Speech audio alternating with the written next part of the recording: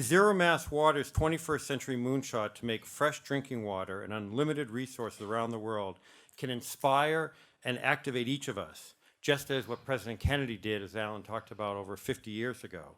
To hear more about that, I want to introduce Todd Hines, the CEO and founder of XL Fleet, and a senior lecturer at MIT who teaches energy ventures and co-founded the MIT Clean Energy Prize and is a Boston-based leader to address key environmental issues. Todd?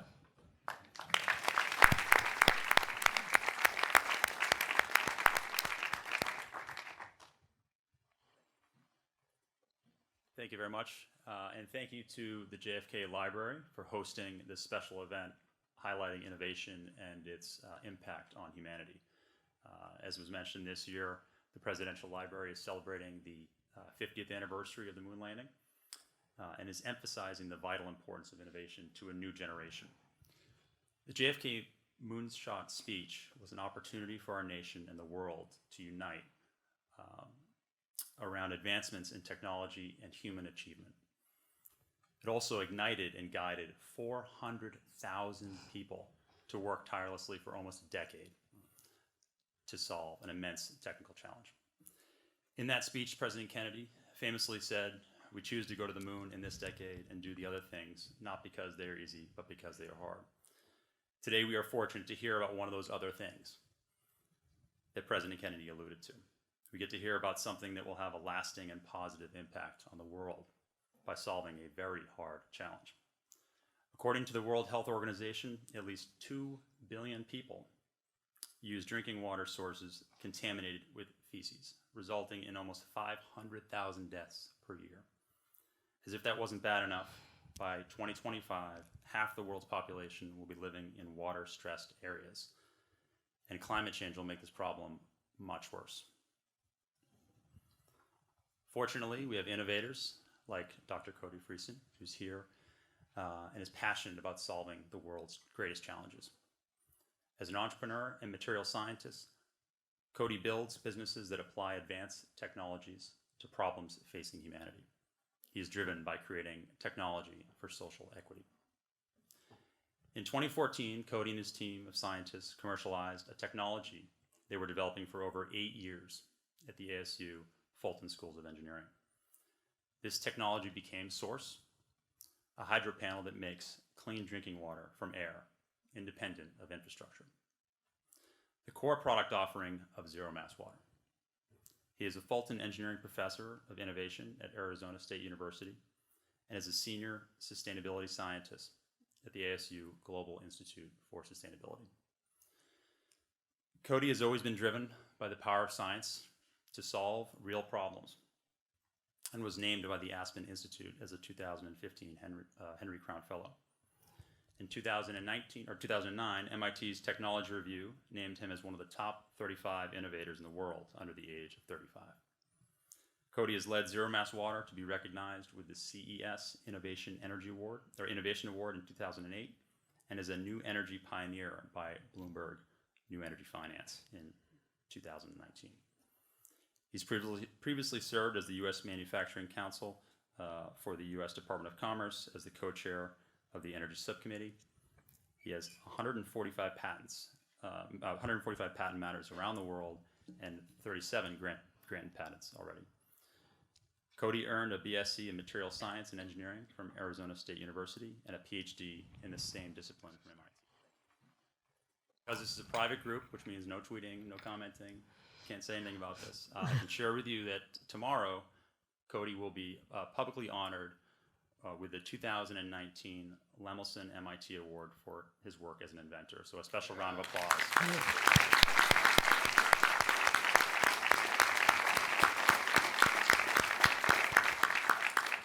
It's an amazing award, and everyone here, I think, really appreciates the work that you do. Thank you. Cody and Zero Mass are truly positioned to change the world. And who better to have a seaside chat with than someone who has already changed the world? We are thrilled to have Secretary Albright joining Cody for this conversation today. Madeline Albright is chair of the Albright-Stonebridge Group, a global strategy firm, and chair of Albright Capital Management, an investment advisory firm focused on emerging markets. In 1997, Dr. Albright was named as the first female Secretary of State and became the highest ranking woman in the history of the U.S. government, a record that stood for nearly 10 years. As Secretary of State, Dr. Albright reinforced America's alliances, advocated for democracy and human rights, and promoted American trade, business, labor, and environmental standards abroad. Dr. Albright served as the U.S. Permanent Representative to the United Nations and was a member of the President's Cabinet. Dr. Albright is a professor in the practice of diplomacy at the Georgetown University School of Foreign Services. She chairs the National Democratic Institute for International Affairs and serves as president of the Truman Scholarship Foundation. She serves on the U.S. Department of Defense's Defense Policy Board, as well as the board of the Aspen Institute. Dr. Albright's latest book, called Fascism: A Warning, is a recent New York Times #1 bestseller. She's the author of 5 other New York Times bestsellers, including her autobiography, Madam Secretary, a memoir. In recognition for her amazing achievements, Dr. Albright received the Presidential Medal of Freedom, the nation's highest civilian honor, from President Obama. Dr. Albright received master's and doctorate degrees from Columbia University, and she's based in Washington, but she did spend some time in the Boston area, where she earned a Bachelor of Arts with honors from Wellesley College, a college whose mission is to educate women who will change the world. And I think it's safe to say they succeeded in this case. So let's now welcome Secretary Madeline Albright and Dr. Cody Friesen to the stage. Thank you. Yeah. Thank you very much, Ted. Thank you. All right. Wow. So excited to be here with so many people that we love. And Todd, thank you for that very kind introduction. You're a gentleman and a phenomenal entrepreneur. And Secretary Albright, really excited to be here with you. And it's always such a delight to spend time with you, and I cherish our friendship. So the idea that Secretary and I had here was to have a little bit of a back and forth, and the concept is, usually when you have a couple people talking to a group of people, they're technologists, or they're diplomats, or they're fill in the blank. But here we have a juxtaposition of a woman who has operated in the realms of statecraft and in diplomacy, and you have me as a technologist, and this idea that we can change the world maybe in a fundamentally different way if we put those two things together. And so let's get going. So as we've been talking about already several times this morning, President Kennedy in his moonshot speech talked about not only going to the moon, but the other things also, and talked about doing those things not because they are easy, but because they are hard. And of course, I think everybody in the room will agree that he was motivating far beyond just going to the moon. And talking, I think, ultimately why some people are attracted to solving what is seemingly impossible. And so you've done many, many hard things, some by choice, maybe some by not by choice. Maybe we could start by you telling us about an area where you attacked the problem precisely because it was hard. Well, first of all, I'm delighted to be here with you, Cody, and to have a chance to have this conversation, and congratulations on the award. I've kept it a secret now ever since you told me in Aspen, and some of the conversations that we've had really made me want to come and spend this time with you, because I think that the things that you've done are remarkable, and I look forward to having a discussion about it. So my hard thing is going to be, I think, strange for people to immediately understand, but it was leaving Europe and coming to America and becoming an American, because what happened was that I was born just before World War II. My father was a Czechoslovak diplomat, and when the Nazis marched into Czechoslovakia, he was able to escape with my mother and me, and we went to England. And so I spent my childhood in air raid shelters. We were in London during the Blitz, sang 100 Green Bottles hanging on the wall. And I would go to school in between air raid sirens. I played a refugee child for the Red Cross. And then what happened after the war, my father went back to Czechoslovakia, and then he was made ambassador to Yugoslavia, and then the communists took over, and we came to the United States. And so the hard part for me was trying to figure out where I lived, what language I should speak, how I should behave. And so coming to America was my moonshot. There's just no question about it. And it made a huge difference in every single way. And I have to say, the whole concept and the being of President Kennedy was just one of the stunning aspects. And one of the things you were talking about at Wellesley, what happened was he was running for the Senate at that time. And he came out to Wellesley. We all obviously fell in love. And my job, I was a journalist. I was covering him. And so I wrote a story about his coming, but then I asked for his autograph. And what happened was my about-to-be husband said, "How totally unprofessional of you to ask for an autograph when you're doing an interview." And I said, "That may be true, but I still to this day have the autograph." The thing about it, and I want to expand on this a bit, is because we moved to Chicago. I was there during the 1960 campaign, and the great parades and everything that happened. So for me, the greatest thing is becoming an American, and my first vote was for John Kennedy in Chicago. It was counted many times, and so, but it really, and then we moved to Washington when he was president, and so it really, to be in Washington during Camelot and to listen to that inaugural speech and to know what the atmosphere was really like. So I'm delighted to, and thank you.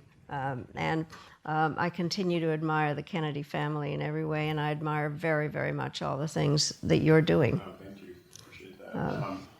How about when, maybe while you were Secretary of State,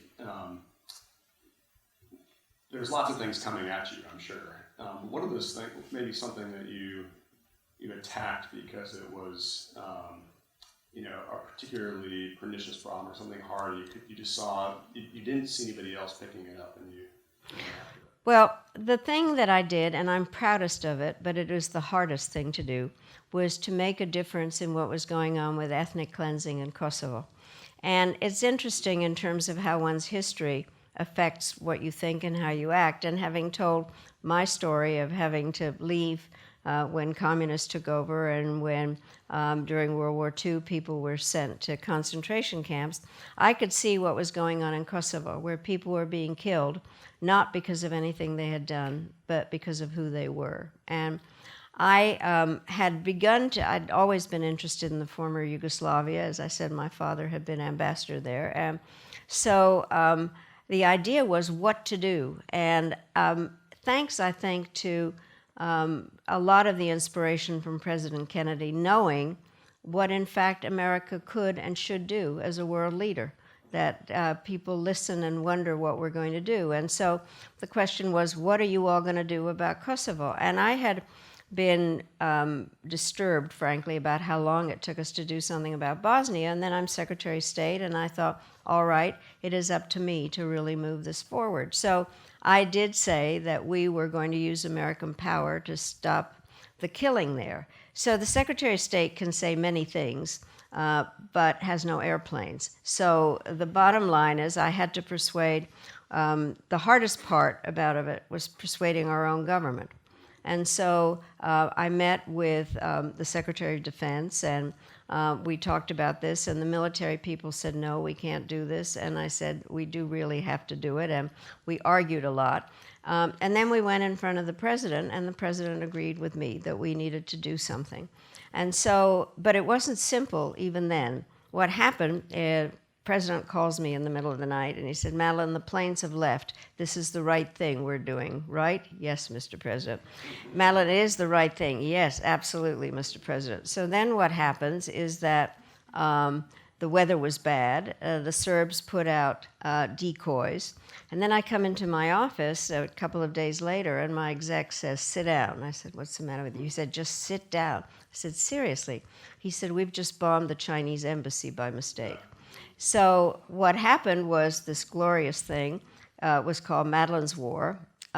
When we won it, it was called something else. But the bottom line is, I did feel personally responsible. But I do think the wonderful end to this story, this summer in June was the 20th anniversary of all of that.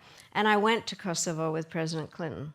And I have never been to a place that was so grateful to America. There were American flags everywhere, people yelling, thank you, USA.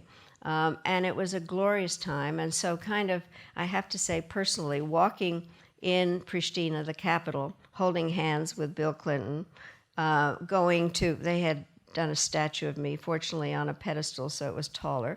Then we went to visit his statue. But the whole thing was just remarkable and made me think about, in some ways, also a moonshot, to do something right, to use our power to do good things for people and try to figure out what America's role in the world is. So. I was in school at the time, and I was working actually with a handful of Serbs. They don't like me anymore. Well, those students, they were all PhD students, Yes. and they totally got it, and they were surprisingly supportive, given the other dynamics there.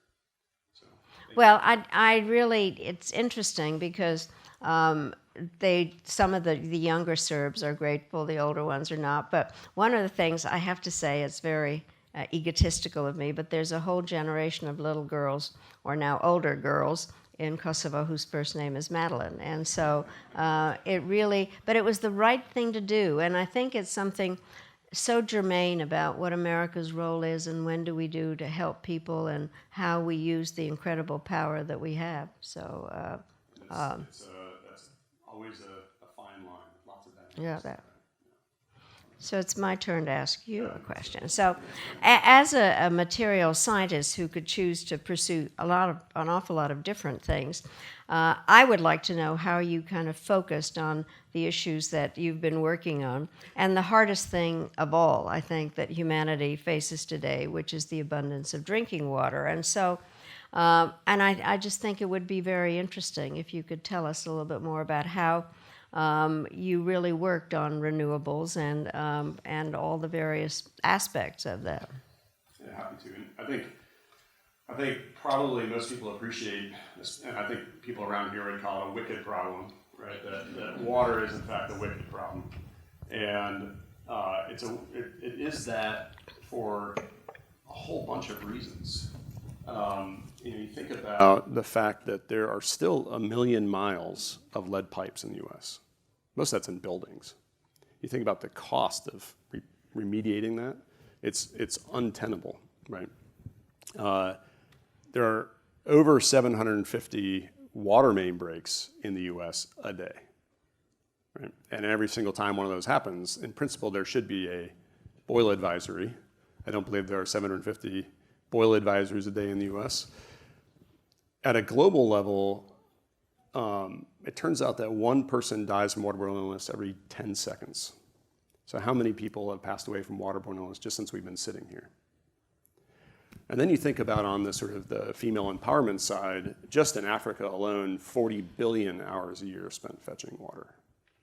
So, it's sort of, in my mind, we have this incredible brain trust globally, both in academia and in the technology space.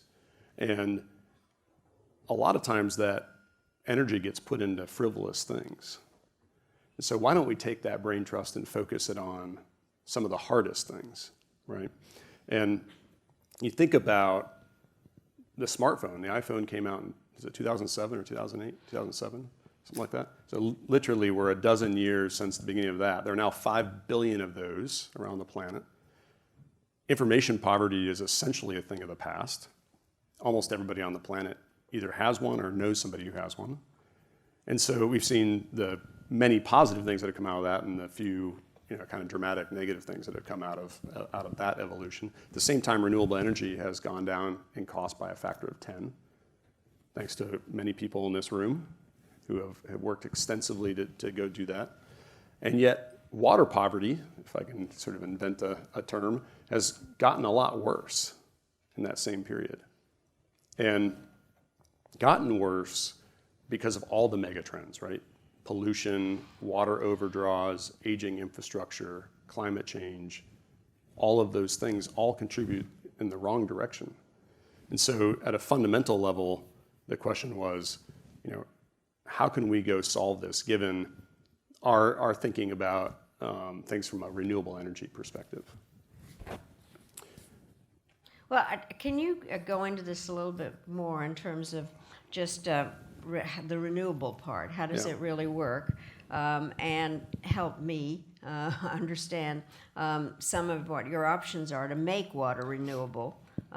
Isn't water already renewable? So, and a lot in terms of the engineering aspect of this. By the way, you said this is your water. Yeah, this is our water. This is the Sonoran Desert dispensed in liquid form. Here you go.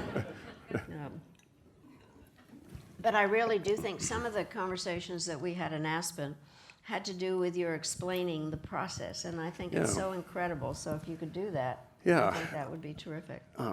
So you think about, in many ways, I mean, this is a wet planet. All the water that will ever be here is already here, right? There's water everywhere. But the problem is it's not always where you need it, and sometimes it's too much where you are, and it's often not in the condition that you need, right? And so that becomes this massive problem that is basically intractable because it always has to be customized for where you are. And it's sort of an extractive natural resource. You're pulling it out of the ground or pulling it off of a river, and you're by definition removing something that was there. From a renewables perspective, when all of us in the room think about renewable energy, we think about wind and solar and batteries and those sorts of things, which is really saying renewable electricity. But only about 20% of the global energy mix is electricity. The rest is in transportation, and the stuff you buy, embedded in the stuff you buy, energy it takes to make those things, in the food you eat and in the water you drink. And so if we really want to have a sustainable future, we have to get on moving from renewable energy just being electricity to renewable resources broadly. Because as we continue to get ever more penetration with electricity, that's great, but it's just a small piece of the total pie. And so that's what got us going down this path of saying, well, if we could do for water what solar did for electricity, we could go change the world. So how do you do it? How do we do it? So at a very basic level, think about what happens to sugar in a sugar bowl when you leave the lid off. Somebody eats it. Gets a little clumpy. That's also true. You're dealing with a political scientist, not Fair point. So the sugar gets a little bit clumpy, right? And it does that because it's absorbing water vapor from the air. And in the same way that your wooden furniture in the summer absorbs water, and then in the winter it can crack because it shrinks, right?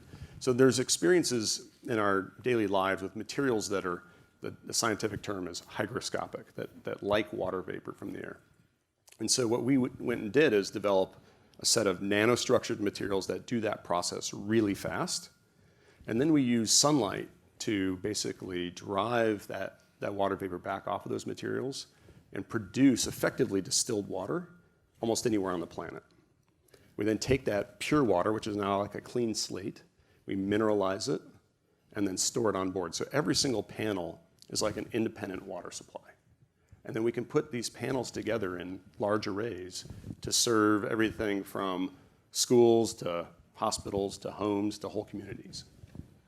Well, an incredible process. And, and you have just, when you were talking earlier, you've added now to something that I like to say. I always talk now about the role that technology has played in our world. And I have talked about often the Kenyan woman farmer who no longer has to walk tons of miles to pay her bills. She can do it with her mobile phone. I'm now going to add that what you're doing in terms of she doesn't have to go get the water all the time. So it is really the incredible aspect of the good things that technology has done for us. At some point we can talk about the bad things, but the bottom line is it really has changed people's lives in many ways. I'm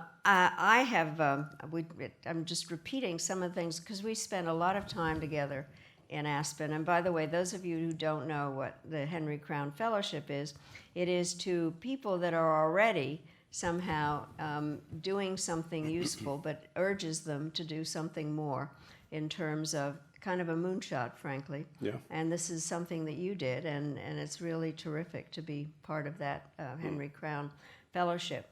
I've always been interested in trying to figure out a little bit how to level the playing field, and so your technology with the hydropanels are truly the ultimate example of using technology for social equity. And my question is, how do you make that realistic for a for-profit company that has investors whose job it is to make significant returns? So how does that work? Yeah, that's an excellent question. So this concept of technology for social equity, right, implies that there is some kind of dislocation, some kind of gap that can be filled by technology in a general sense. And when we talk about water, it is this mass customization problem. What works in Toledo is not going to work in Cape Town, is not going to work in Jakarta, is not going to work in Paris, right? And it's because of pollution and because of heavy metals that may be dissolved in that water. It is because of wherever it has to be pumped from and so on. And so there's sort of this problem that every single time that you want to expand the drinking water capacity in a place, it turns into this massive challenge.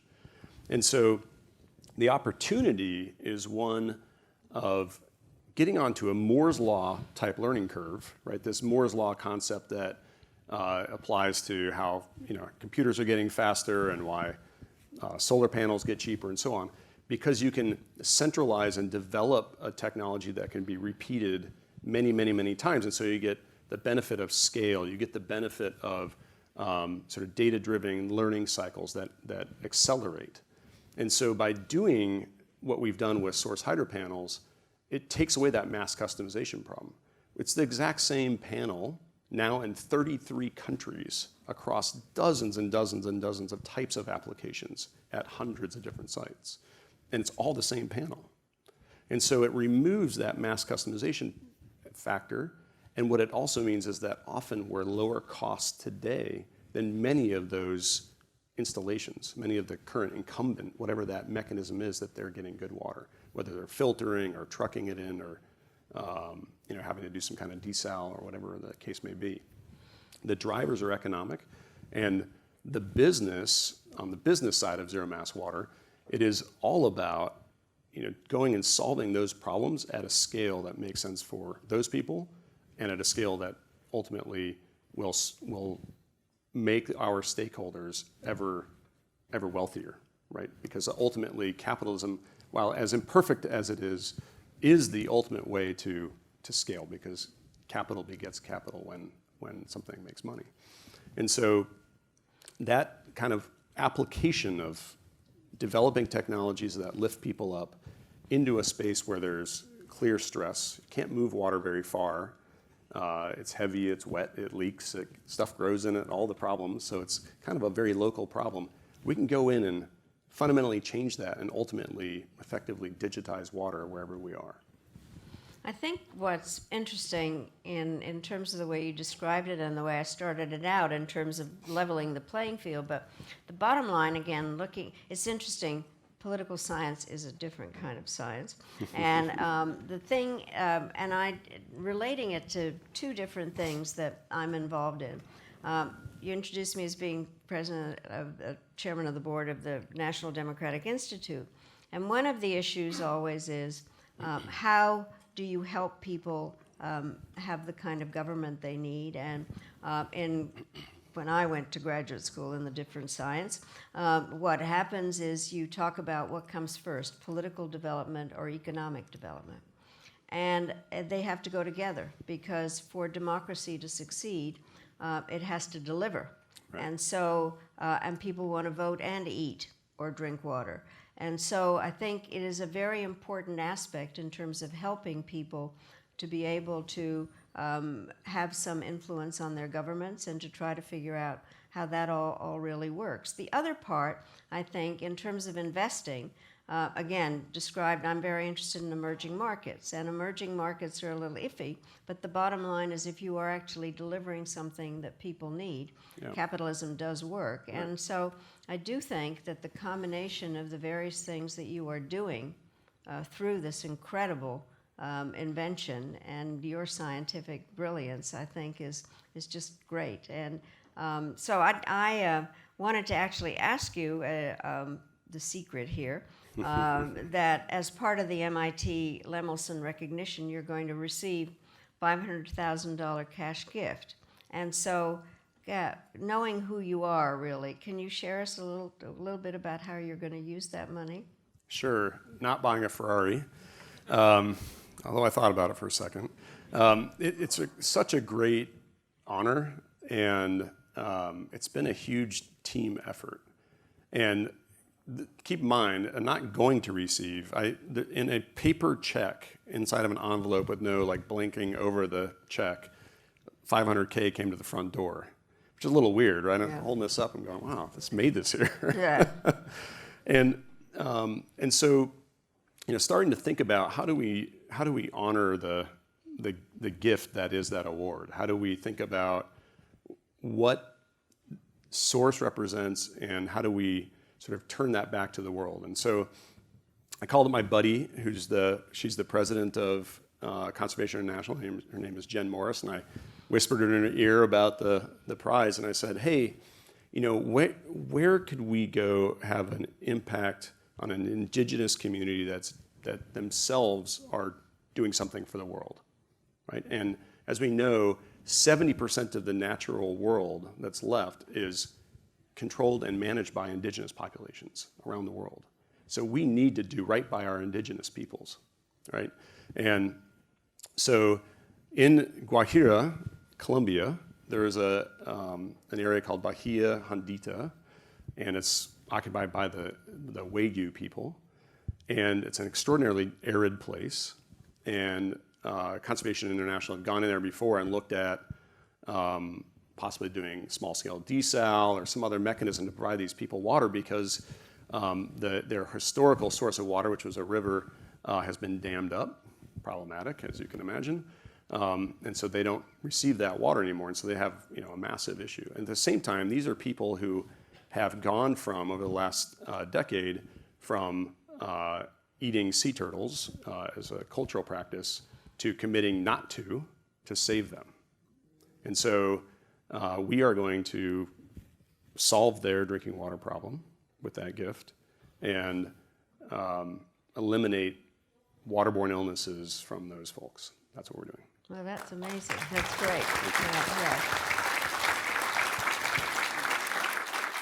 Yeah, it's one of the many reasons why building this company has been just so absolutely humbling. Is it seems like once a week, we'll get an image from some far-flung place that now has water that didn't before, and it's either the people there are funding it, or a influencer of one sort or another, an athlete or a actor or a rapper or whoever the people may be, are choosing to engage and be a part of this story and help deploy, right? And so it's one of the really kind of unexpected things building kind of this concept of technology for social equity was that, especially early on, you'd hear, well, is this a business or is this philanthropy? What is this? And I would say, well, that's entirely the wrong question. We'll make money, right? We'll make a lot of money, but isn't this about advancing humanity in some way? And if it makes sense to solve their problems, whatever they're doing right now, because obviously they have to have some kind of water, right? That has to have a certain cost, and if we can solve for that cost, then we'll make money, and they'll want it, right? And it's been just amazing to see kind of that come to fruition without having to sort of have this concept of a balance between philanthropy and running a capitalistic business. In fact, you can have them both in spades if you're solving problems. Benjamin Franklin said, doing well by doing good. Exactly. I think that's... Yeah. So, I think, so Secretary Albright, I think everyone here appreciates your wisdom. And before we go to the open question session, I'd love to get your thoughts on where you're most excited about, and not SOURCE. We already did the plug. Yeah. Where you're most excited about technology meeting sort of diplomatic capacity building. Where do you see over the next few years opportunities, or where the world's going to go on that front? Well, we are, the world's a mess. That's a diplomatic term of art. But I think the things that, just to stay with the subject in many ways, there is no question in my mind that if we're fighting over oil now, we are going to be fighting over water more.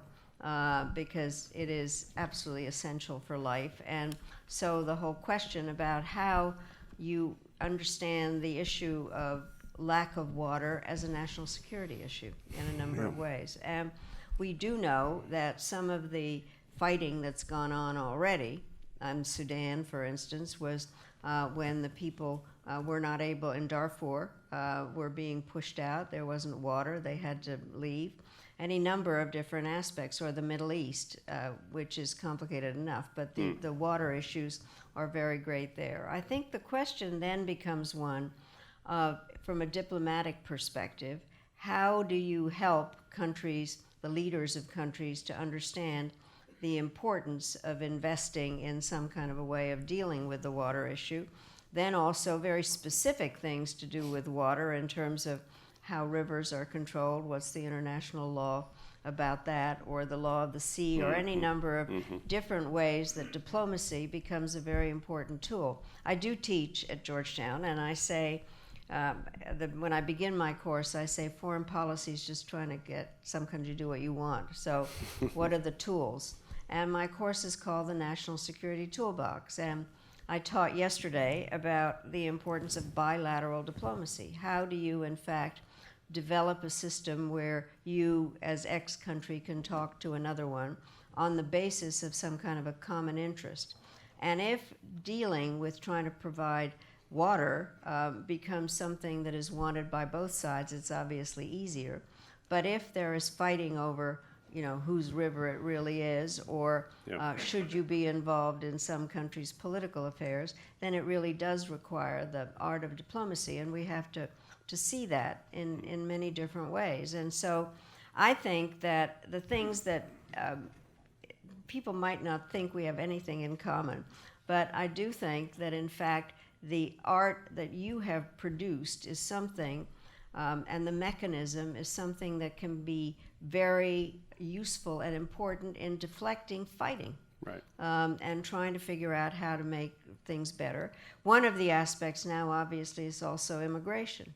Right. People don't want to leave the country where they're born because of language and family, but if they are dying, starving, can't drink water, their children are dying of disease, then it also becomes something that helps to solve those problems. So I see the combination of technology and national security issues as working together rather than opposed to each other. Yep. Now, there are aspects about technology which has its downside, and it has mostly to do with the fact that information technology.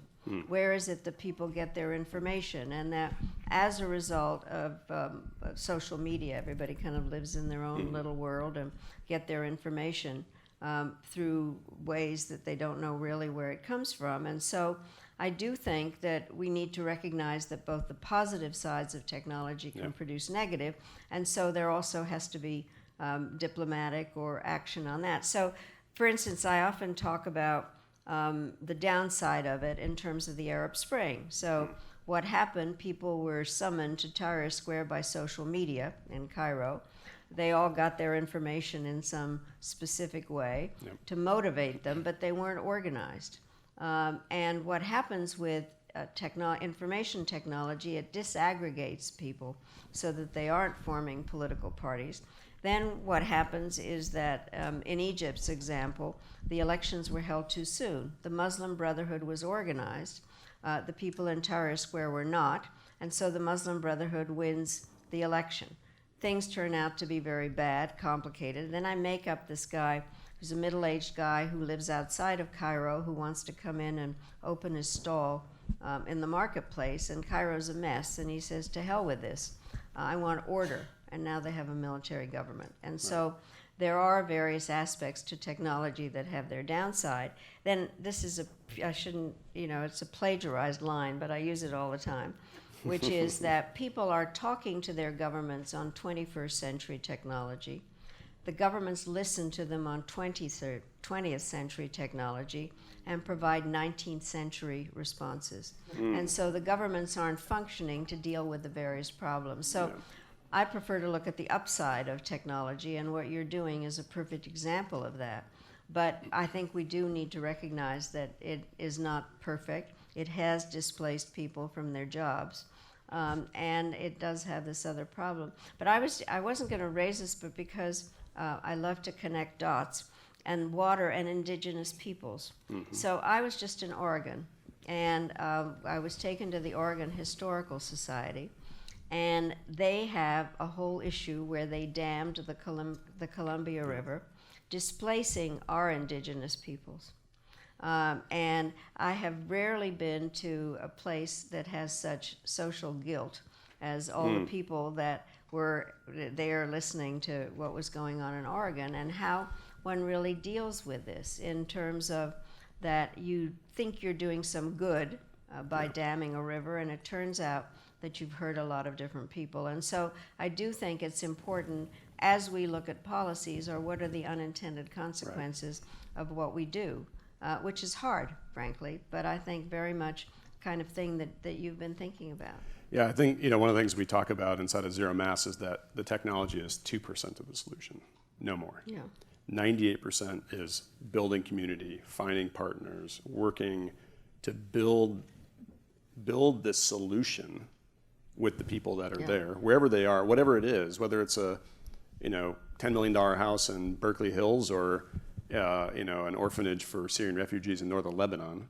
We need to go in and understand what the real issue is. Now, in some ways, it's very simple, right? Oh, they need drinking water. Well, okay. But what are the drivers? What are the cultural issues? How do we make sure that we do it right?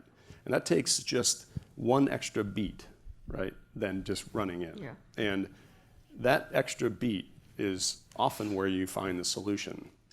The technology is necessary, but far, far, far from sufficient. Yeah. And so I think it's a lesson learned from many of the other, many of the historical examples. You are famous for your brooches. I am, yes. Why am I wearing diamonds in the middle at 9 o'clock in the morning? Exactly what I was thinking. So this was a present just given to me by the library, and it is a replica of a pin that Jackie Kennedy wore, but it was given to me with a little note that says it reminded the giver of the sun, and that is an essential part of your technology. So I'm happy to have it for the Kennedy part, yes, but also to kind of be a good memory of what we've done here. Wonderful. By the way, the reason I'm known for my pins, just so you know what happened, this is you got to tell the story. Is that I clearly like jewelry. So I was at I was first ambassador to the United Nations, and it was right after the Gulf War in '93, and the ceasefire had been translated into a series of sanctions resolutions. And I was an instructed ambassador, and my job was to make sure that the sanctions stayed on. So I said perfectly terrible things about Saddam Hussein every day. He deserved it. He'd invaded Kuwait. So all of a sudden there was a poem in the papers in Baghdad comparing me to many things, but among them an unparalleled serpent. And so I happened to have had a snake pin, and I decided to wear it whenever we talked about Iraq. And I think you've noticed how when the ambassadors leave the meeting, the press is there, so a camera zeroes in and says, "Why are you wearing that snake pin?" So I said, because Saddam Hussein had compared me to an unparalleled serpent. And then I thought, well, this is fun. So I went out and I bought a lot of costume jewelry to depict whatever it was I thought we were going to do on any given day. So on good days, I wore flowers and butterflies and balloons. And on bad days, I wore a lot of carnivorous animals and various things. And the other ambassadors kind of began to get the message, and they would say, "What are we going to redo today?" And I said, "Read my pins." And that's how it started. And they got used to it. So, for instance, just as an example, when I was Secretary of State, the Russians were actually bugging a room in the State Department. And we found the guy who was sitting outside listening. We did what diplomats do, which is demarche Moscow. But the next time I met with the Russian foreign minister, I wore this huge bug, and he knew exactly the message that I was sending. So I've had a lot of fun with it. Wonderful. But, yeah. Okay. Yeah.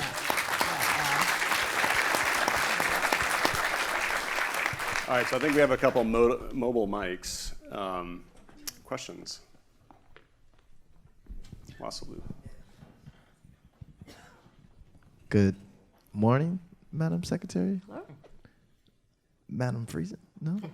Secretary Friesen? Can you just repeat the technology, 18th century technology? We're speaking to him in 23rd technology, so I can write that down. Oh, the plagiarized line? Yes. Yes. Wasselu, could you introduce yourself? Yeah. So you can do that. I'm Wasselu Jaco. I'm one of the investors in Zero Mass, and I'm also sit on the advisory board for articulation for young Cody Friesen right there. So The truth is, it really summarizes things very well, which is that people are talking to their governments on 21st century technology. The governments listen to them on 20th century technology and provide 19th century responses. And it is really an example of the fact that our institutions lack credibility now because they are not providing the answers that are needed in modern society. But it does kind of summarize it well. But you can't quote me. You have to say it's plagiarized from Silicon Valley. Yeah. Wasselu is also a Henry Crown Fellow. Well, very good. Great. So you'll see him around Aspen. Good morning, Madam Secretary, and thank you, Doctor. Patrick Kearney. I am a 24-year-old recently elected state representative from Marshfield and Scituate. And I'm really happy to be here today because I have a huge water problem in Scituate. I have 63 miles of asbestos concrete pipe. I have people that are trying to mix baby formula with brown water that has iron and high manganese counts and all sorts of stuff. So I wanted to ask both of you, on the back of what you had just said, Madam Secretary, how do you balance your political career and your messaging when there are people with undrinkable water, and how do you say to them, we might need to raise taxes, water rates are going to go up? How do you balance housing affordability with trying to also deliver to people clean water? And delivering on that might mean they're paying more for the water that's unusable. Well, I think one of the really, by the way, I have only one regret in life, which is that I didn't run for office. And you are doing a huge public service, and I really admire people that really get out there and do it. And especially the younger generation. And so I've always thought that the hard part, but the essential part, is to have honest conversations with one's constituents. And it requires longer than, if I may say, just some debate where you raise your hand and try to explain that paying taxes is the price of living in a civilized society, and that one gets things for it. But I think it takes a lot of time to, and then kind of the trust that you have to develop with your constituents in order for them to understand what you're saying, and not talking down to them, but to really bring them into the story, and especially at the local level. I mean, I think the strength of democracy is the local level more and more, because it goes back to the statement is that the only, as far as I can tell, the only level of people that actually have the trust of the people are people that are local, mayors, state councils, state representatives, that really have the opportunity to talk to their constituents and take their advice and not just tell them what they should do. And so it would be that kind of, and one of the things, by the way, I did write this book that has this bland title, Fascism, A Warning. One of the things that, we have the saying, see something, say something. I have added to that, do something. And on my to-do list is for people to run for office, or in those of us that aren't, to be supportive. And then something that I think is really hard is to talk to people with whom you disagree. I don't like the word, not tolerate them, not put up with them, but really try to find out what is motivating them and have respectful conversations. And then you fit this, which is, there's not a book or a speech ever given that doesn't quote Robert Frost. So a quote that I like goes something like, the older I am, the younger are my teachers.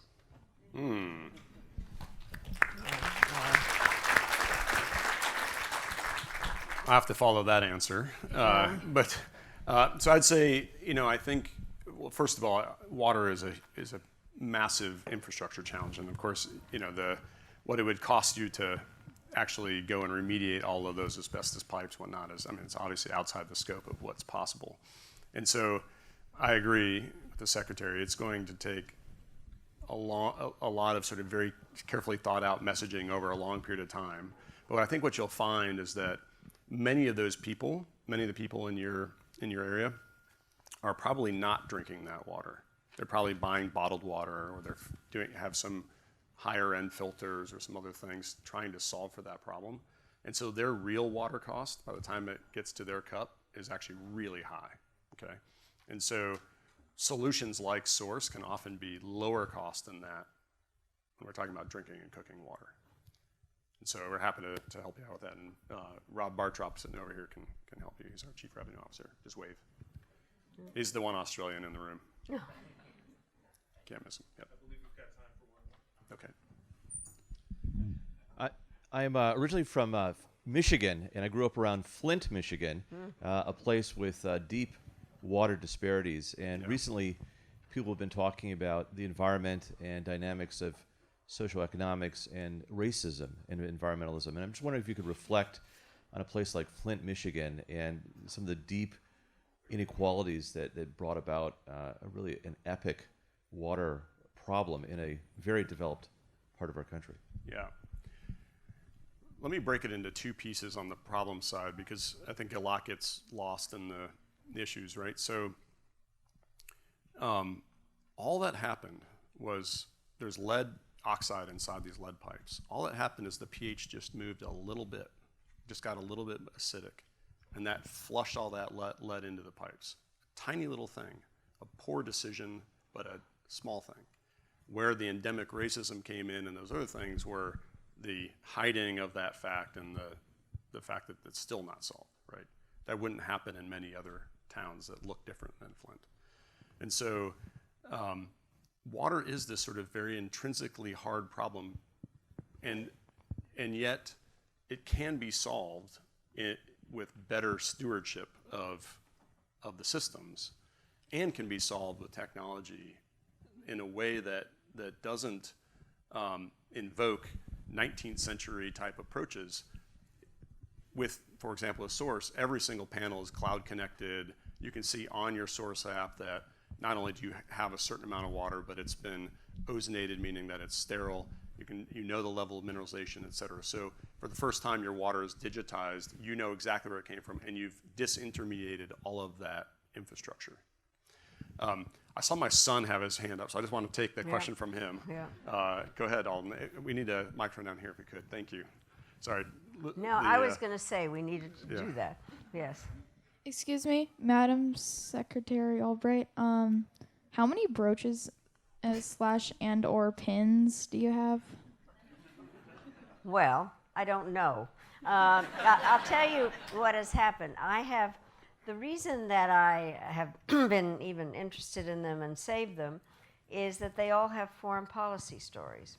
And so there's been a show going around with about 200 pins that all have foreign policy stories. And it allows me to make foreign policy less foreign. And those are the ones that have gone around, and I can talk about the Middle East peace process as a result of my pins. So on, crabs, because people get angry, or various other animals that I have, or talk about people that I've met as a result of my pins, pins that have gotten me into trouble.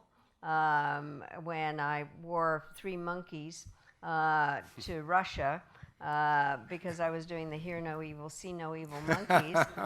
And President Putin said to President Clinton, we always notice what pins Secretary Albright wears. Why are you wearing those monkeys? And I actually said, because I think your policy in Chechnya is evil, and he got furious at me.